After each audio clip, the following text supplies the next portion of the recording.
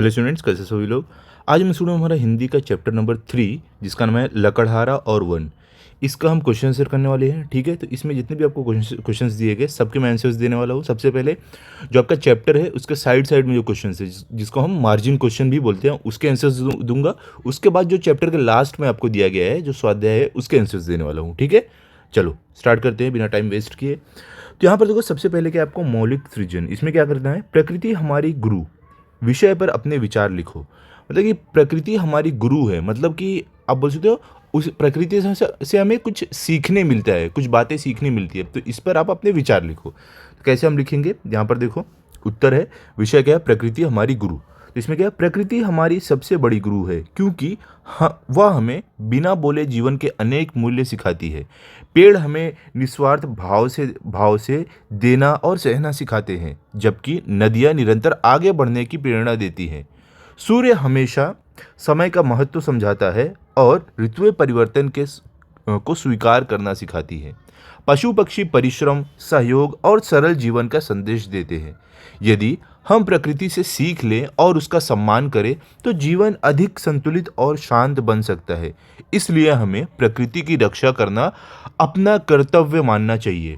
तो इस तरीके से आप लिख सकते हो क्वेश्चन नंबर 1 का आंसर। ठीक है, अब ये मार्जिन क्वेश्चन था। उसके बाद आगे आप देखोगे एक और क्वेश्चन है आपको मार्जिन क्वेश्चन। इसमें क्या है, ये आपका है संभाषणी। इसमें क्या करना है, किसी भारतीय लोक कथा की विशेषताओं के बारे में अपने सहपाठियों के साथ चर्चा करो। ठीक है, मतलब कि जो भी भारतीय लोक कथा है उसकी विशेषता, उसकी क्या खासियत है, उसके बारे में अपने सहपाठी मतलब अपने क्लास में जो दोस्त हैं उनके साथ चर्चा करो, डिस्कस करो। तो क्या है, लोक कथा, सिंह और खरगोश, इस पर हम करने वाले हैं। तो देखो अलग अलग छात्र है, 1 2 3 4, 1 2 3, तो ये 4 छात्र है जो आपस में डिस्कस कर रहे हैं। क्या बोल रहे हैं छात्र 1, आज हम सिंह और खरगोश लोक कथा के बारे में चर्चा करेंगे। तो छात्र 2 क्या बोल रहा है, यह लोक कथा पंचतंत्र की प्रसिद्ध लोक कथा है जिसमें बुद्धि की शक्ति दिखाई गई है। ठीक है, तो ये पंचतंत्र की कथा है, लोक कथा है जिसमें बुद्धि की शक्ति दिखाई गई है, मतलब कि दिमाग, इंटेलिजेंस के बारे में बताया गया है। छात्र 3, कहानी में एक छोटा सा खरगोश अपनी चतुराई से शक्तिशाली सिंह को हरा देता है। छात्र 4 क्या बोल रहा है, चौथा, इससे पता चलता है कि बल से अधिक बुद्धि का महत्व है। फिर छात्र, अब देखो पहला छात्र वापस बोलता है, कथा की भाषा सरल और रोचक है इसलिए सभी को आसानी से समझ आती है। उसके बाद दूसरा छात्र वापस बोल रहा है, इसमें पशु पक्षियों के माध्यम से मानवीय गुण दिखाए गए हैं। तीसरा छात्र क्या बोल रहा है, लोक कथा हमें अहंकार से दूर रहने की सीख देती है। अब चौथा छात्र वापस क्या बोल रहे हैं, इसलिए यह लोक कथा मनोरंजन के साथ साथ नैतिक शिक्षा भी देती है। ठीक है, इस तरीके से आप लिख सकते हो। ओके, समझ गए। चलो अभी आगे चलते हैं। अब इसके बाद हम आ जाएंगे स्वाध्याय पे, मतलब कि आपके जो चैप्टर के लास्ट में जो क्वेश्चंस दिए गए उस पर हम आ रहे हैं। तो यहाँ पर क्या है, सबसे पहले शब्दार्थ। तो पहला क्या है, शर्त, तो इसका अर्थ क्या है, बाजी। सेकंड क्या है, बलि, इसका अर्थ क्या है, आहुति, भेंट या तो चढ़ावा। थर्ड क्या है, घोड़े बेचकर सोना, मतलब कि निश्चित होकर सोना। फोर्थ में क्या है, अपने पैरों पर कुल्हाड़ी मारना, मतलब कि खुद अपना नुकसान करना। ठीक है, उसके आगे अभी क्या है, ये पहला हो गया, ये आपके शब्दार्थ हो गए। अब हमारे हैं यहाँ पर जो आपको क्वेश्चंस दिए गए हैं वो सॉल्व करने हैं। सूचना के अनुसार कृत्या करो। पहला क्या, संजाल पूर्ण करो। आपको टेक्स्ट बुक में एक बीच में ऐसा लिखा हुआ है, कुल्हाड़ी पानी में गिरने के कारण खड़ी हुई समस्याएं। तो उसमें 4 आपको ऐसा ब्लॉक दिया गया, चारों ब्लॉक में ये 4 आप लिखोगे। क्या है, पानी गहरा, तैरना नहीं आता, पेड़ कैसे कटेगा, वह बचेगा क्या, बच्चे क्या खाएंगे। तो ये सारी समस्याएं खड़ी हुई, वह बेचेगा क्या, बच्चे क्या खाएंगे। ओके, समझ गए। अब आगे देखो सेकंड में क्या है, सेकंड में संक्षेप में दिए गए में उत्तर लिखो। तो यहाँ पर देखो ये जितने भी क्वेश्चन आपको 1 2 3 4 4 है, इसके उत्तर लिखना है आपको। तो पहला क्या, पेड़ द्वारा दिया गया संदेश। तो उत्तर क्या, हरा भरा पेड़ मत काटो, उन्हें अपने बच्चों के समान पालो। सेकंड क्या, भगवान की शर्त। तो क्या था, इसका अर्थ क्या है, हरे भरे पेड़ को मत काटो, अधिक सूखी लकड़ी काटो। पेड़ों का उपयोग, तो इसका आंसर क्या, हवा शुद्ध होता है, पानी और भोजन मिलता है, हवा शुद्ध होती है, ऐसे लिखना। चौथा क्या, पेड़ों की कटाई से के दुष्परिणाम। तो इसमें इसमें क्या लिखोगे आप, वन पशुओं का घर उजड़ जाएगा, वर्षा ना होगी, हवा शुद्ध ना होगी। ठीक है, ये आप लिख सकते हो। ओके, अब आगे क्या है, थर्ड में प्रकृति पूर्ण करो। पाठ में प्रयुक्त धातुओं के नाम। कौन से हैं पार्ट में जो धातु आए हैं, मेटल आए हैं, उसका नाम लिखना है आपको। क्या है? लोहा है, सोना है, चांदी है। ठीक है, ये 3 आपको दिया गया था, तीनों आप यहाँ पर लिख सकते हो। क्लियर हो गया? चलो आगे चलते हैं। अभी इसमें आगे हम जाएंगे, देखेंगे आगे क्या दिया गया है। अब देखो भाषा बिंदु, इसमें क्या बोल रहे हैं कि निम्नलिखित में दिए संज्ञा तथा विशेषण शब्दों को छांटकर तालिका में उचित स्थानों पर उनके भेद सहित लिखो। तो यहाँ पर देखो आपको सारे शब्द दिए गए, तो इनको छांटकर यहाँ पर संज्ञा, भेद, विशेषण और भेद, ये आपको ऐसे लिखना है।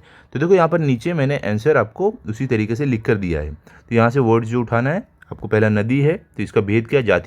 जातिवाचक संज्ञा है ये। फिर इसमें से हमने क्या उठाया? सीता, ये व्यक्तिवाचक संज्ञा है। पानी क्या है? द्रव्यवाचक संज्ञा है। फिर गरीबी क्या है? भाववाचक संज्ञा है। गंगा व्यक्तिवाचक संज्ञा है।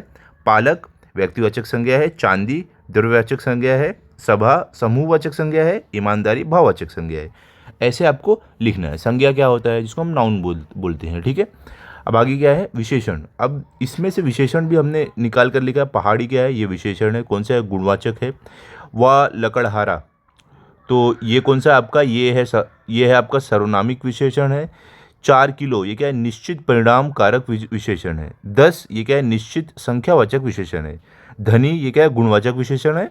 कोई, ये क्या है? सर्वनामिक विशेषण है। ठीक है, इस तरीके से आपको विशेषण भेद लिखना था, यहाँ पे संज्ञा और भेद लिखना था। समझ गया आप? क्लियर? चलो भी आगे चलते हैं। अब आगे देखोगे सेकंड में क्या दिया गया है आपको, उसी में जो आपको ये भाषा बिंदु है, इसका सेकंड क्वेश्चन क्या था? पाठ में प्रयुक्त कारक विभक्तियां ढूंढकर उनका वाक्य में प्रयोग करो।